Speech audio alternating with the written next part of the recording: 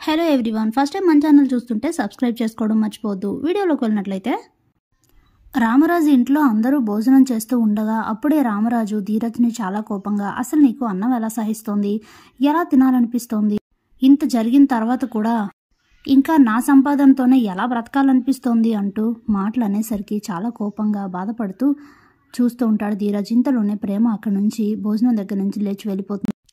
అప్పుడే వేదవతి, ఏంటండి మీరు ఎందుకు ఇలా మాట్లాడుతున్నారు? 2 రోజులైంది వాళ్ళు బయటికి వెళ్ళి, అసలు ఏమైనా తిన్నారో లేదో కూడా తెలీదు. తినేటప్పుడు వాళ్ళని ఇలా అనడం కరెక్టేనా అని అడిగితే రామరాజ్ చాలా కోపంగా, నేను అన్న దాంట్లో తప్పు లేదు అనేసరికి, ఏంటండి ఇది, వాడు కరెక్ట్ టైంకి నగలు తీసుకొచ్చి ఇచ్చాడు కాబట్టి ఈరోజు మీరు అరెస్ట్ కాలేదు, దానికి మీరు వాడిని మెచ్చుకోవాల్సింది ఇలా మాట్లాడతారేంటి అని అడిగితే, మెచ్చుకోవాలా? వాడేం ఘనకార్యం చేశాడని మెచ్చుకోవాలి? వాడు చెప్పిన అబద్ధాలకి మోసాలకి గొప్పగా జరిగిందని మెచ్చుకోవాలా అని అంటే, వాడిప్పుడు ఏం అబద్ధం చెప్పాడని అడుగుతుంది వేదవతి. ఆ నగలు లేవు, పెళ్లిలో ఖర్చు అయిపోయాయి అని చెప్పాడు కదా, ఇప్పుడు ఆ నగలు ఎలా తీసుకొచ్చాడని అడిగితే అందరు స్టన్ అయ్యి అలా చూస్తూ ఉంటారు.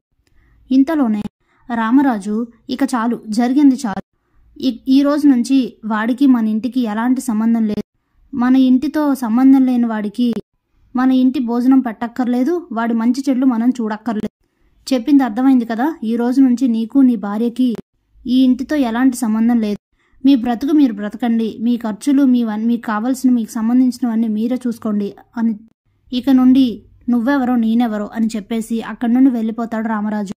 అప్పుడే చాలా బాధపడుతూ ఉంటాడు ధీరజ్. ఇంతలో వేదవతి కూడా చాలా ఏడుస్తూ ఉంటుంది. ఇంతలోనే అందరూ కూడా ధీరజ్ని ఓదారుస్తూ ఉంటారు. అప్పుడే వేదవతి, మీ నాన్న కోపంలో ఏదో అన్నారు తప్ప ఆయన మనసు ఏంటో నీకు తెలుసు కదా, ఆయన ఏమీ అనరు, 2 రోజులు ఓపిక పట్టు, అన్నీ అవే నార్మల్ అయిపోతాయి, నువ్వేం బాధపడకు అని అంటే, లేదమ్మా, నాన్న ఎంత కోపంగా ఆయన నిర్ణయాన్ని చెప్పారో విన్నావు కదా అని బాధపడుతూ ఉంటాడు. ఇంతలోనే ఉదయం అవుతుంది. ఉదయాన్నే ధీరజ్ రాత్రంతా నిద్రపోకుండా ఇదే విషయం ఆలోచిస్తూ ఉంటాడు. ఇక ఉదయాన్నే రామరాజుని ఏదో ఒక విధంగా కన్విన్స్ చేయాలని అనుకుని తన దగ్గరకైతే వస్తాడు. నాన్న అని పిలిస్తే ఇక ధీరజ్ని చూసి చాలా కోపంగా, ఏరా, నీకెన్నిసార్లు చెప్పినా అర్థం కాదా, నాకు నీ మొహం చూపించొద్దని చెప్పాను, నిన్ను చూస్తుంటేనే చాలా అసహ్యంగాను కంపరంగాను అని అంటే, అది కాదు నాన్న, ఒక్కసారి నేను చెప్పేది వినండి అని చెప్తే, నువ్వేం చెప్పక్కర్లేదు, నేనేం వినక్కర్ను లేదు, ఒక్కసారి నిర్ణయం తీసుకున్నాక మళ్ళీ అందులో మార్పులుండవు, ఏదో ఒక మాయ మాటలు చెప్పి మళ్ళీ నన్ను కరిగిందామని ట్రై చేస్తున్నట్టున్నా, అది ఎప్పటికీ జరగదు, నేను అనుకున్నదే జరుగుతుంది, నీకు నాకు ఎలాంటి సంబంధం లేదు, అయినా నేను రాత్రి నేను చెప్పిన మాటలకి ఈ పాటికి ఇంట్లో నుండి వెళ్ళిపోయి ఉంటావు అనుకున్నాను, ఇంకా ఈ ఇంట్లోనే ఏం చేస్తున్నావురా నువ్వు, నీ భార్యను తీసుకొని వీలైనంత తొందరగా ఇంట్లో నుండి బయటికి వెళ్ళిపో, ఇప్పటికీ నీ వలన నాకు మనశ్శాంతి అనేది దూరమైంది, ఇప్పుడు ఉన్న కొద్ది మనశ్శాంతి కూడా పూర్తిగా దూరం చెయ్యొద్దు అని చెప్పేసి అక్కడి నుంచి వెళ్ళిపోతారు రామరాజు. దాంతో ధీరజ్ చాలా బాధపడుతూ ఉంటారు.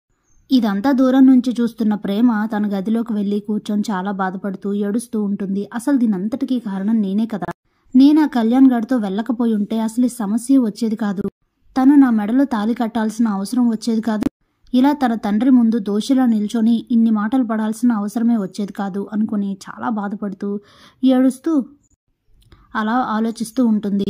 ఇక అప్పుడే ప్రేమ ఒక నిర్ణయం తీసుకొని వెంటనే భద్రావతి దగ్గరకు వెళ్తుంది. ఏంటి ప్రేమ, ఇలా వచ్చావు, అయితే మేము అన్నదానికి ఒప్పుకుంటున్నావా, నువ్వు మన ఇంటికి వచ్చేసినట్టేనా అంటూ భద్రావతి సంతోషిస్తూ ఉంటే, కంగారు పడకత్తా, ఎందుకంత ఆనందపడుతున్నావు, నేను నీతో మాట్లాడాలని వచ్చాను అని అడిగితే, ఏంటో చెప్పు అంటుంది భద్రావతి. ఇక ఆవేశంలో ప్రేమ, తను ఇష్టపడి వెళ్ళింది ధీరజ్తో కాదని, కళ్యాణ్ అనే అబ్బాయితో అని, వాడు నన్ను మోసం చేస్తే తప్పనిసరి పరిస్థితుల్లో మన కుటుంబ పరువు కాపాడడానికి, మీ ప్రాణాలు కాపాడడానికి వేదవతి అత్తయ్య ధీరజ్తో నా మెడలో తాళి కట్టించిందని చెప్పేస్తుంది. దాంతో కుప్పకూలిపోతుంది భద్రావతి. ఇంట్లో అందరికీ కూడా పెద్ద షాకే తగులుతుంది.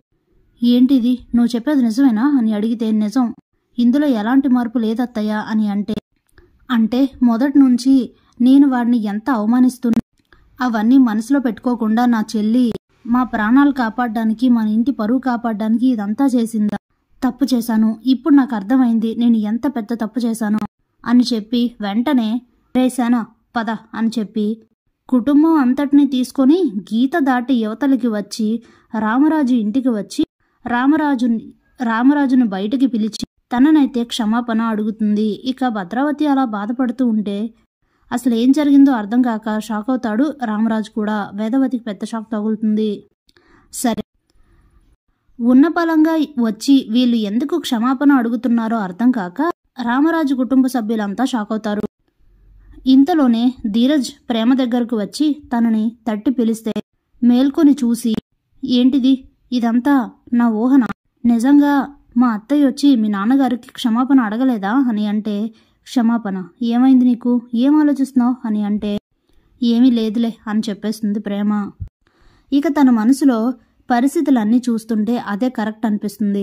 వెళ్ళి మా అత్తయ్యకి జరిగింది చెప్పేస్తే ఆ తర్వాత జరగాల్సింది ఏదో జరుగుతుంది అనుకుంటూ ఉంటే ఇంతలోనే ధీరజ్, చూడు ప్రేమ, పరిస్థితులు జరగాల్సినవి ఎలాగో జరుగుతున్నాయి.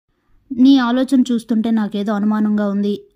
ఇంత కష్టపడి మా అమ్మ మన పెళ్లి చేసి ఇన్ని మాటలు పడిందంతా వృధా అయిపోతుంది. దయచేసి నువ్వు ఎలాంటి నిర్ణయాలు తీసుకోవద్దు అని చెప్పేస్తాడు. ఇక దాంతో సైలెంట్ అవుతుంది ప్రేమ. Thanks for watching.